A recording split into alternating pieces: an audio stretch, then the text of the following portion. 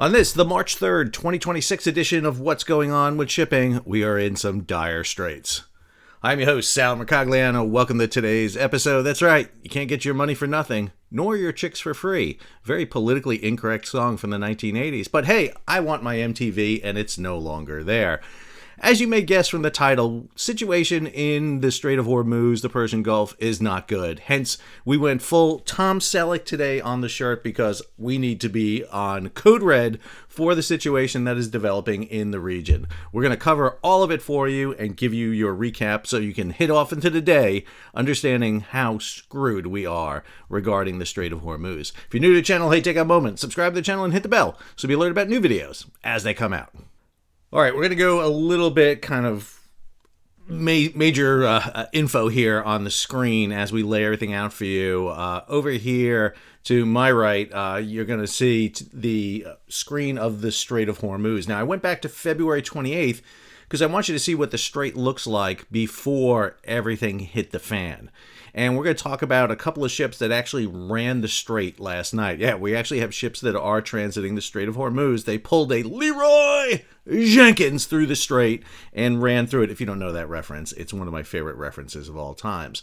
But first, I want to cover the JITMIC update as of yesterday. So the Joint Maritime Information Center, this works in conjunction with the United Kingdom's Maritime Trade Operations Office, UKMTO, also with the Combined Maritime Forces out of U.S. Fifth Fleet. So a couple of key things here. Number one, they have raised the regional risk level assessment to critical. We knew that beforehand. So this is the highest of all levels. I'm getting a Department of Homeland Security code alert here in some ways, but red is critical, and that's where we're at right now. Going on here, they talk about the confirmed vessel attacks, and we talked about quite a few of these recently. So you have the Skylight here, which was a vessel that was hit. This is the one just south of the Strait of Hormuz that was hit. The MKD Viam, this was a crude oil tanker out in the Gulf of Oman.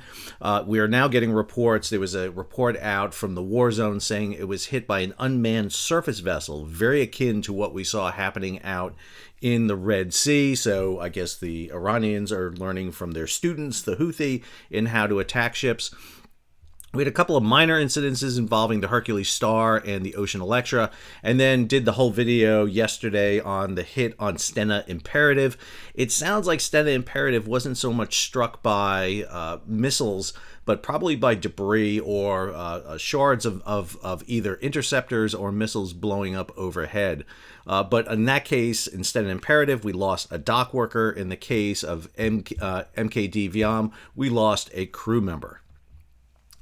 Going on here, we have confirmed known maritime infrastructure attacks. I got a story here later on from Lloyd's List that gives you an update on all the ports.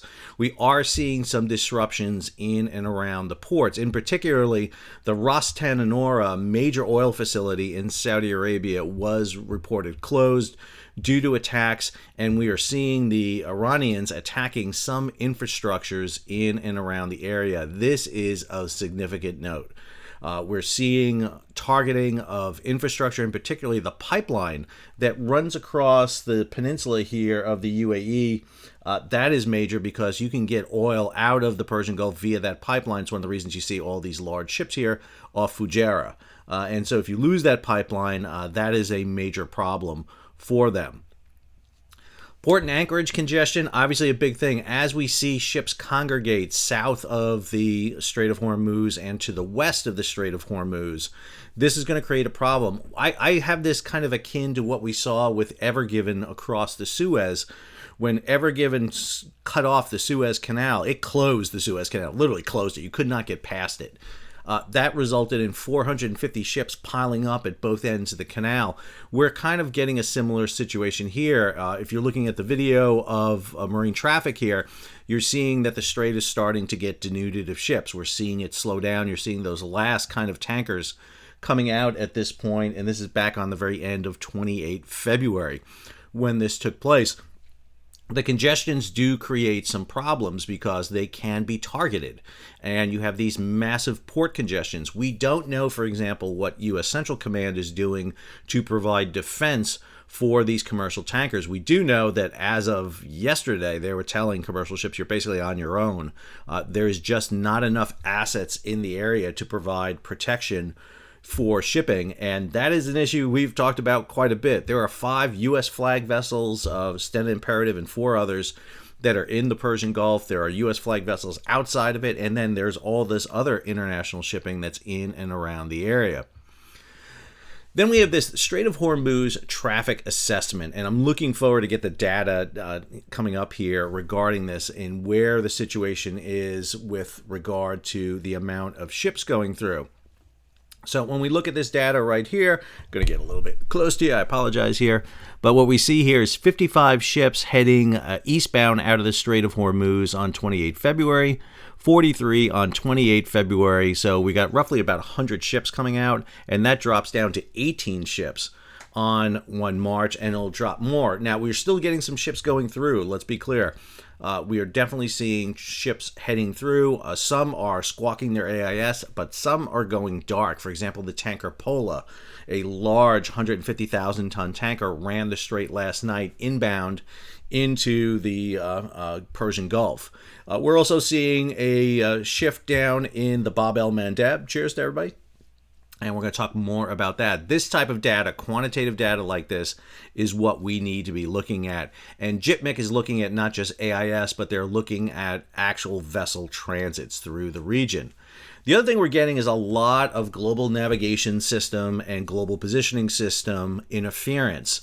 The amount of spoofing and electronic interference is very serious. One of the things that the Iranians have done historically is send out jamming signals, and while that will appear on AIS transceivers like marine traffic of ships, steaming around in circles and showing up on land, what it does to ships that are navigating is it puts them in the wrong position and could cause groundings. It can cause collisions. It creates a myriad of problems, and the Iranians are doing this in full scale. I mean, the entire region is under this sort of electronic interference. And then this is the big one, the war risk insurance status. This is the one, I'm going to go back in detail about this. I want to come back out of this because I want to talk about this for a minute, because this is one that needs more coverage than what we're seeing here. So I'm going to come back to this because it's mentioned in the report, but it needs detail. And so their outlook. So they're obviously looking at the critical threat, and the risk of collateral damage remains high. All merchant vessels, regardless of flag or nationality, at risk. There's really no one that's safe steaming in this area. They do note again that there is no recognized authority that has declared the Strait of Hormuz closed. Yes, we had a statement yesterday from the Iranians announcing it's closed. It's not closed. Again, closed to me means you shut the door and you're not able to cross it. What's happening right now is ocean shipping is deciding not to cross it. The door is open, they're just deciding not to go through it. And I know that's a bit of semantics, I understand that, but it's a very important distinction in my opinion. Last thing they note here is mining activity should be considered a major escalation, and it is. The Iranians, I would argue, are not going to mine the straits for very good reason. They need access to the straits. They need to get their ships out, and we're going to explain that in a minute here. So that is the Joint Maritime Information Center report, a really extensive report that goes into a lot of details. Next, I want to show you this. This is Windward AI's charts that they posted on X showing the passages through a couple of key areas. So right here, this is their Hormuz crossing chart. You'll see right there the inbound and outbound, and then the total number of passages. So usually on average, we see about 120 passages through the area. You can see how that dropped absolutely precipitously in this situation, where you just can see the massive drop off in terms of the number of ships going through. They also looked at Suez crossings, and we're seeing a decline in Suez crossings because the Houthi have announced solidarity with the Iranians, and there is a fear we're seeing about a 12.5% dip here in Suez Canal transits. And then the Bab el-Mandeb, one of my favorite spots in the entire ocean, transits remain significantly limited as traffic remains suppressed across the region. So we're definitely seeing the impact here of what is happening. Now, I want to go to a couple of stories that are out, and I went to two sources for you. I went to G Captain and I went to Lloyd's. There's a ton of other ones out there I would recommend. Splash 24/7, Sea Trade Maritime, Maritime Executive. There's a whole batch of ones out there that you can go to. But I chose these just because, number one, they're manageable, and two, they kind of follow the thread I want to give here for you. So let's go ahead and pop these up. So first one from G Captain. This is a Mike Scholler story from March 2nd. Gulf War risk insurance pulled as reinsurers exit. All right, let me define what this is. Ships operate under insurance. There are 12 major what's called P&I clubs. Those are protection and indemnity clubs. They insure about 90% of all ships on the high seas. They're clubs. They're not corporations. They're clubs. That means you buy into the club. And who buys into the club? The ship owners. That's typically who buys into them. They then have stacks of insurance levels, basically 3 tiers. You have your insurance from your direct club, and then the clubs pool their money together as a group and provide a second level. And then you have what's called reinsurance. That is insurance for the insurance companies, and that takes you to your third level. And this stacks up to about $3.1 billion of coverage per ship, which is a lot. Although we're seeing that $3.1 billion may not be enough in some cases. I give you Ever Given and I give you Dolly in Baltimore. However, it's typically enough. On top of your normal insurance, you need war risk insurance. War risk insurance is the amount you pay to go through areas that are designated as confrontation, areas that require additional protection.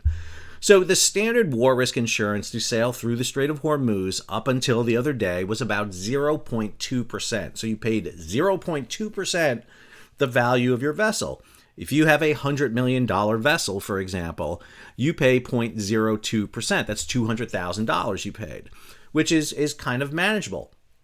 But now the insurance has gone up to about 1%, and that is about $1 million. Now, I have a bit of a problem with how some of these news agencies and analysts are talking about this. Because let's go to the Red Sea for a second. So what has happened in the Strait of Hormuz is this. Everybody had war risk insurance. Everybody going through the Strait of Hormuz had war risk insurance. When the war started on 28 February, the war risk insurance coverers sat there and said, okay, everybody hold. Don't go through the Strait of Hormuz because we are going to cancel your war risk and you're going to have to renegotiate a new war risk. Now, understand, they had war risk. You can't just yank the policy. It's actually good until midnight, 5 March. But the mechanism they're using here is a threat of not giving you war risk.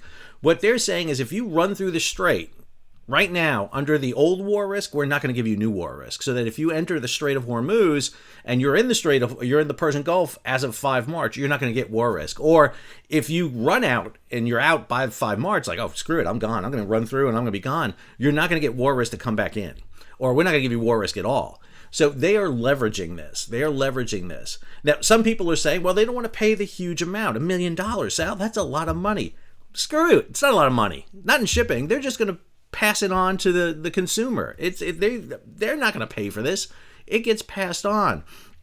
So the war risk insurers are basically waiting for the new insurance rates to get kicked in. Now, I've had a lot of people ask me, why is this? Why are they doing this? Well, a couple of reasons. Number one, they want to make sure that all right, here's the reasons I would argue. Number one, they're worried about a bloodbath. What if the Iranians start hitting everything and they want to avoid a bloodbath? So they're telling the ships to hold tight. Okay, that sounds nice. That's moral. That sounds great. It makes them sound like great companies. I don't think that's the answer. B, they don't want the ships going through and the ships getting hit and they have to pay out a lot of war risk insurance, because one thing insurance companies don't want to do is pay you any money. They want money coming in. They don't want money going out.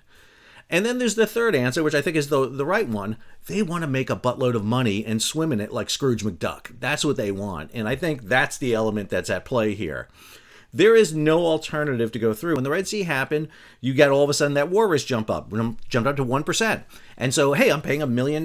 Well, if I go through the Red Sea, I got to pay $1 million. And then, oh, by the way, I got to pay a $500,000 toll to go through the Suez Canal. Whereas if I go around Africa, I pay $500,000 in extra fuel, maybe, or maybe even $1 million in extra fuel. But I'm still making out as a bandit. Plus, a lot of the ships that divert around Africa are worth a hell of a lot more than $100 million. We're talking about big container ships that are probably worth $1 billion. That's $10 million in insurance. So some of the ships that go through the Persian Gulf here are maybe $100 million ships, but some of them are more, especially the big liquefied natural gas carriers, some of the container ships, some of the really large crude carriers and their cargo. So you're talking about high dollar money, but understand they are going to pay this. There's no alternative to this. There's no way going around the Persian Gulf. There isn't. So I just don't buy this whole insurance argument that they're doing right now. I think it is just absolutely a play for money. And I'm sorry, that's my view. It's my personal view on this. I think that's what's happening.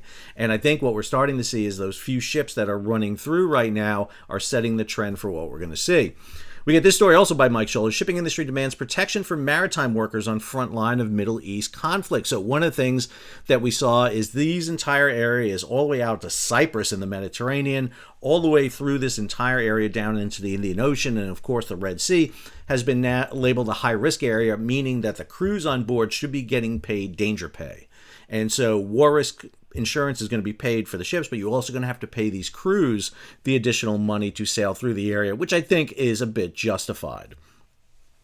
Next, Central Command has begun their offensive strikes against naval forces. We've seen some hits already, but now they are really upping it. In this story, also by Mike Scholler, we see this attack on the Iranian drone carrier, the Shahid Bagheri. We know they've hit also their other drone carrier, the Market, I think it's called.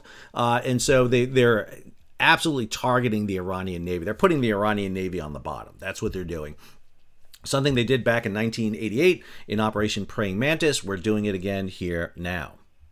The Red Sea corridor slips back into crisis as Houthi threats resurface. We see this happening again down in the Red Sea. Remember, the Houthis were in line with Hamas in Gaza during that conflict, but they were backed by the Iranians. We know the Iranians were helping them. It has to be remembered, a lot of people are looking at the Houthi attacks on shipping and sitting there and going, well, they can do that again, their level of attacks. Understand, when you break down the Houthi attacks, a lot of those attacks that were done, the ships that were sunk, the Houthi actually boarded them and put charges on them. Yes, they struck ships with ballistic missiles, with cruise missiles, with drones, both aerial and surface ones. But the ships they sunk, they literally went on board and set charges for 3 out of the 4 of them and sank them. This is a much more highly guarded area here, the Strait of Hormuz right now. You've got 2 American aircraft carriers in position, one in the Mediterranean, one in the Arabian Sea, plus myriad of aircraft based ashore here. So it's a much different scenario, although we are seeing the Iranians kind of mirroring what the Houthis have done. And I think after 2 years of Houthi attacks, hopefully the U.S. had studied them and understand what type of attacks to expect here. We get this story out of Bloomberg. China calls on all sides to protect ships transiting Hormuz. China's role here is absolutely essential. 35% of all the oil that comes out of the Persian Gulf goes to China. Now, granted, there's that huge fleet I told you off of Singapore and Malaysia that's full of oil right now that they're going to tap into and start draining. But as they begin to drain that fleet, and plus they have stockpiles ashore, but as they begin to drain that, that's got to be replenished. And for every day that this goes on, that lowers the level. This is akin to when the Colonial Pipeline on the east coast of the United States closes. Everybody panics. Everybody runs to the gas station, fills up everything they have, when in truth there are stockpiles in tanks all along the area. The system is not that we're a bucket brigade from the Persian Gulf to your gas tank. That's not the way this works. There are basically plateaus and levels that oil and gas flow at. And what you're seeing right now is a disruption in this node, which is the Strait of Hormuz. It's not a cause to panic. Don't get me wrong. Everyone will panic because that's what we do. We panic, and more importantly, we speculate, and people are going to make a lot of money off this, as I'll show you in a minute. Let's jump over to Lloyd's List. So Greg Miller, good buddy of the show, Greg Miller wrote this. Middle East war is black swan for liner networks, catastrophic for ports. So right now over in Long Beach, the TPM conference is going on, Trans-Pacific Maritime Conference. This is where all the major ocean carriers, container liners get together to renegotiate their rates. ONE's, this is the Ocean Network Express, this is a conglomerate of Japanese shipping firms. Jeremy Nixon, who announced his retirement, by the way, estimates that Middle East war affects around 10% of the global container ship fleet. All right, Jeremy, how are you getting 10%? There are 7,000 container ships on the world's oceans. There are not 700 container ships stuck in the Persian Gulf by any means. Yes, there are ships that route into this area, and that's maybe your far extreme with that, but I don't quite know how you're getting 10%. The other thing he goes on here, effects are already being felt at Asian ports as cargo is diverted and loadings are canceled. Yes, we're going to see that, no doubt about that. High-risk profile of Red Sea transit is causing further schedule disruptions as ships switch back to the Cape of Good Hope, shouldn't be Cape of Red Hope, Cape of Good Hope. Can I be clear? The ocean carriers can say this all they want. They are loving this right now. Don't lie. Don't friggin' lie. You know you love this. Ocean rates were coming down. They were dropping. Why were they dropping? Because ships were starting going back through the Red Sea. They had too much capacity, too many ships, and rates were going down. Guess what this does right now? It sucks up ship capacity, and it makes the rates go up. How do I know that? Because Hauppauge and all the major carriers announced to ship something to the Persian Gulf right now, you have to pay a surcharge. $1,500 per box, $3,500 for reefers. And reefers are not what you think they are. You bad people know it's not that. It's refrigerated containers. And it says key carriers are continuing to suspend Middle East Gulf-bound cargoes and services as the security situation deteriorates. I do have a question with this. Black Swan indicates there was no warning about this. There's a lot of friggin' warning about this. I mean, we had warnings through, this was flashing red. Everybody knew this was coming. This is what gets me about the insurance companies. Everybody saw this was happening. Did nobody think that Donald J. Trump would strike Iran? I mean, he did it in the past. Why would we think it would not happen again? I don't understand this. We get this story from good friend Tomer Renan. Gas loadings continue in Iran despite Hormuz halt. Iran is still loading ships at Karg Island. At least 3 gas carriers were seen in Iranian LPG terminals on Monday. An IRGC commander reportedly threatened in a televised speech to set fire to ships passing the Strait of Hormuz. That's great. Good luck to you. LPG Shadow Fleet gas carriers and ballast are holding off south of Hormuz. A VLCC was also seen on satellite imagery on Monday loading in Iran's Karg Island. So if Iran is loading their tankers, what does this tell everybody? I mean, seriously, what should this tell you? They've got to get them out there. There's no secret Iranian canal to get out of the Strait of Hormuz. This tells you that they're planning on their ships going out, which means the Strait of Hormuz is not closed or going to be closed. Shishin Shen with this story, Hormuz crisis ignites Chinese shipping stocks and futures. Man, if you are not watching oil tanker stocks and everything else, you are missing out here. I'm telling you right now. China's market are in a shipping-led frenzy on Hormuz closure fears and war risk disruption. Shanghai container freight futures hit consecutive limit ups as carriers led by Mediterranean Shipping Company push sharp rate hikes. Stocks rally too, but analysts warn the move could reverse quickly given uncertainty over how long the war will last. Yes, exactly true. Speculation in markets, especially in shipping stocks, is always very dangerous. We get this story too. Ship owners weigh up risk of dark Hormuz transits. Expiring war risk cover and threat of missile attacks not sufficient to put off some tanker owners.